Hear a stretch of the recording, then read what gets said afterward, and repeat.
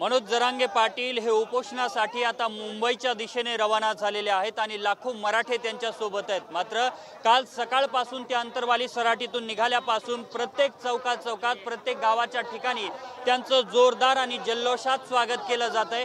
या बाजूला जर आपण पाहिलं तर हा पुण्याचा पेठ परिसर आहे आणि या पेठ परिसरामध्ये मोठं क्रेन आणि जेसीबी त्यांच्या स्वागतासाठी तैनात करण्यात आलेली आहे।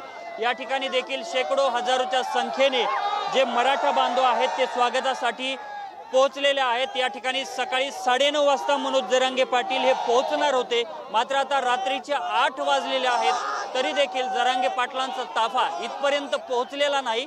मात्र काल सकाळी जेव्हापासून ते निघाले तेव्हापासून अख्खी रात्र त्यांचं स्वागत केलं जात होतं। आता ही पावसाची परिस्थिती निर्माण झालेली आहे, संपूर्ण पाऊस पडत आहे, काही वेळ पाऊस थांबतोय, काही वेळ पाऊस पडतोय।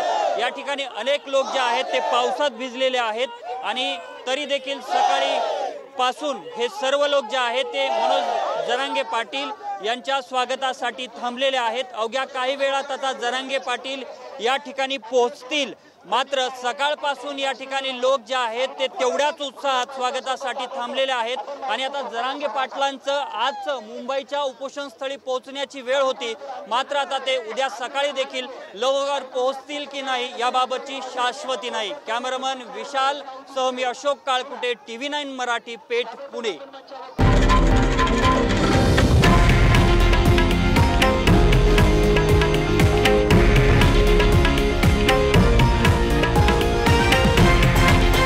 हे आहे देशातील नंबर 1 न्यूज नेटवर्क आणि आपण पाहत आहात TV9 मराठी, एकमेव।